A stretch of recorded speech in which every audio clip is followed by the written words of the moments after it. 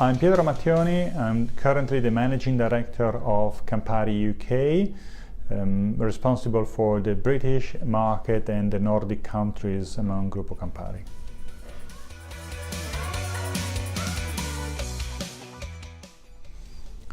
I think that this is a tricky question in the sense that the answer is it depends on what's your purpose.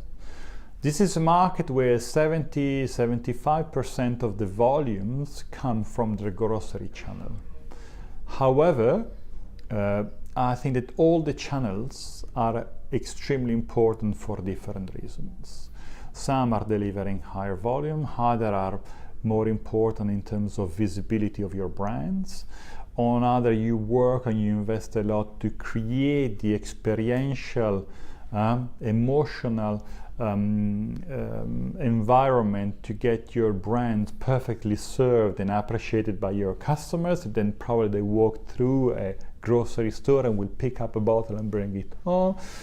So I'm honestly working on all the channels, and in each marketing plan I want to have clear deliverables for each channel. So the sales team with the marketing team, they have a clear understanding of what they have to do in each single channel. And then you have brands that are more skewed toward the grocery channel, where you focus your activity there. Others that are still on an embryonial, sort of a launching phase, where you're focusing in the on-trade, in the bar and pubs, or more in independent free trade, where you're talking about a premium small brand that is in a seeding phase.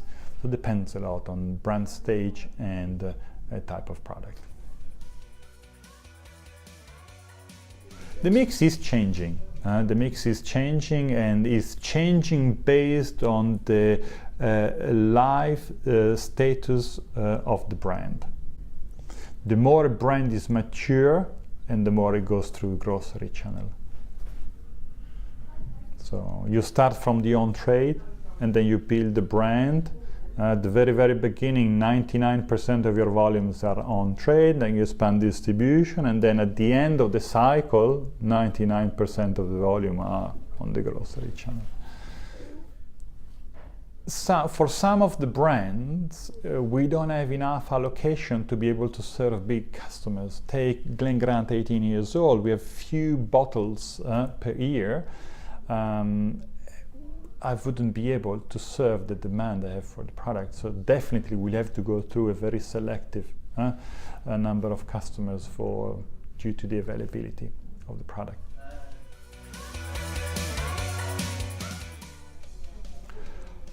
Currently, we are not dealing with the discounters. If you consider usually discounters being Lidl and Aldi.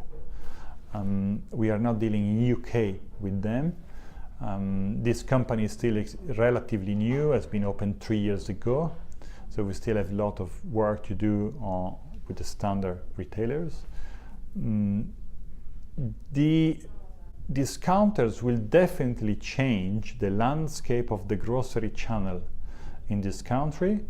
So discounter on one side, the online grocery on the other side, are the two disruptive elements of the grocery channel. How that will change? That's a good question mark. Should I have the crystal ball, probably would be the richer man in the industry, selling my consultancy to everybody. But I'm following the evolution of the grocery channel and both those two elements of disruption in a very attentive way to understand how that will probably impact. And then depends on the brands you have. There are some brands, I would have difficulties to sell a premium brand through a discounter, because probably the discounter would not be able to pay a premium for that brand because of their policy in terms of assortment. So some of the brands are probably better skewed for distribution through discounters, other less. If you consider our portfolio is made out of brands that have a long heritage, story, has all a story to tell. They have kept their strong link with their country of origin. So in this scenario, I believe that we are perfectly set for selling successfully good stories, good brand stories to our future consumers. In a world where I think that till few years ago, late early 2000, we had a wave of super modern cocktails, colored cocktails, fancy variation of vodka-based products, and we had a little bit of everything. Now that wave basically vanished, and consumers are coming back into traditional brands with heritage that have a real story to tell, that can be reassuring. In a world that is changing so fast, consumers are coming back to something that is giving them a sort of safety net.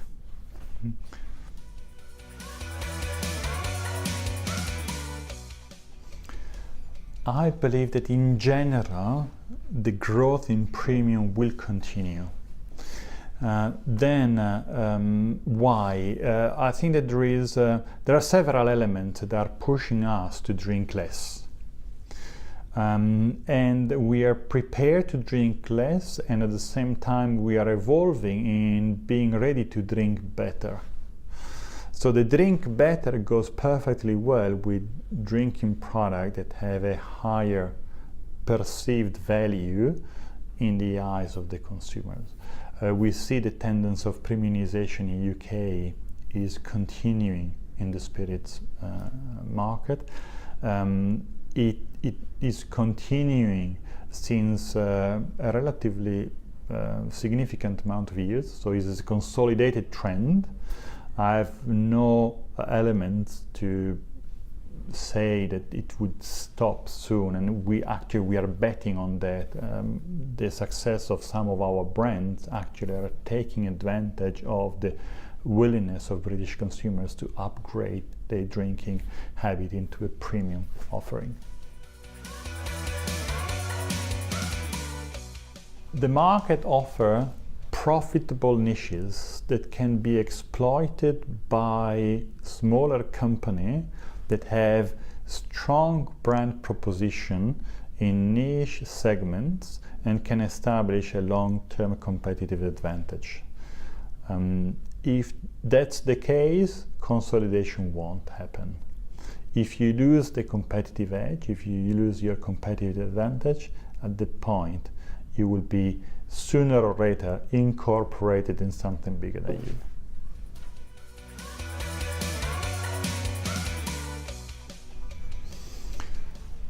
We have to analyze a few factors. To keep the answer short, the market will change, the channels will change, the way consumers will onboard brands will change.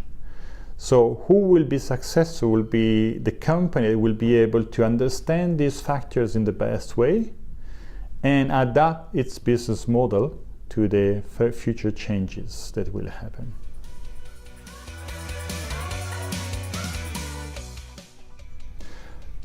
You know what, I'm not so keen to talk about Brexit because so far is still so up in the air, and we don't know actually what will really happen and what will be the trade agreements, if any, the consequences. So I would say let's park this question for a time in the future where we'll have a little bit of more clarity about what will be the rules of engagement between UK and the rest of Europe, and at that point we'll be able to understand what could be the impacts for the industry. Though one element that for me is clear is that I won't see British consumers drinking less because they stay or they exit from Europe. So we have still a pool of consumption in UK that is extremely important. It's the third biggest premium market in the world. And I believe that that will remain as such.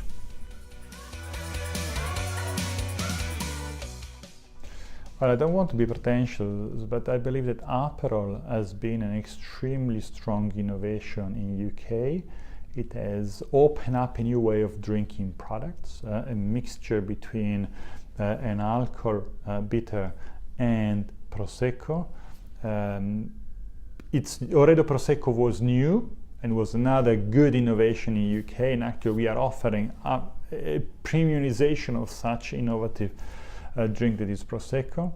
So that for me is one of the most interesting innovations I've seen around.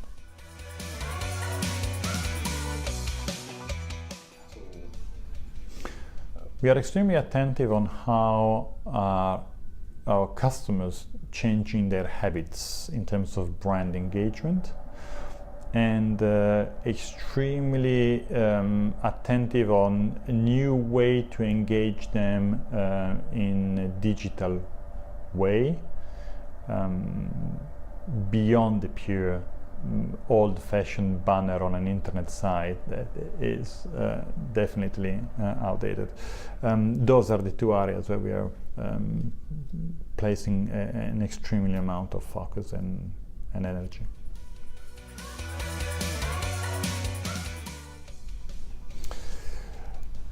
If I unveil the number, then I'm sure my CEO will ask me to add more. You're asking me a difficult question.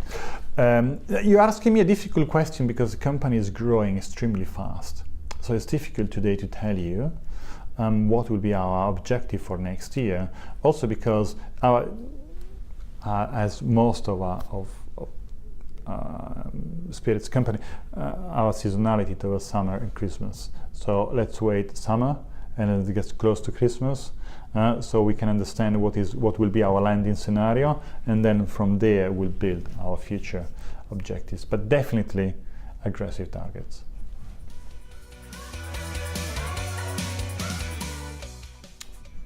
For a company that is growing fast, the biggest challenge is keeping the team humble and reinstating into every colleague the drive for walking the extra mile another year. That is the biggest difficulty, because you might be satisfied of, okay, I've achieved my target. No, 1st of January, the counter goes to 0 and you start a new year. And you need to have the same drive, the same energy, the same willingness to walk the extra mile than the year before.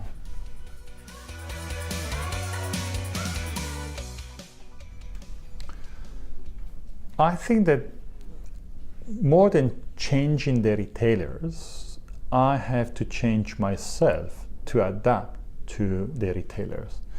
Retailers are a vehicle to get the brands to our final customers, sometimes through a shopper. And they're doing the job, which is developing their business. So I need to develop a way to interact with the grocer, to develop my business and contribute to development of their business, creating a win-win scenario. At that point, they will be happy, I will be happy, and we probably have more chances to get our customers happy too. So I take that on our side.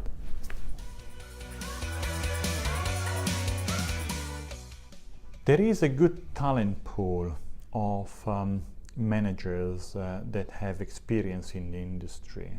Though the industry is changing because the market is changing and customers and the consumers are changing. So getting managers with experience that have embraced the change in the market is getting difficult. There aren't that many available, and the ones available are kept into their nests, so it's difficult to pull them out. What we will need is a flexibility and capability to understand the change and adapt to the change. And at that point, we'll probably halfway to be successful. That will be key for me in the future. There will be a lot of changes in the market in the future, so we need to be ready to change ourselves before the market changes are placing us out of the market. and bye bye guys.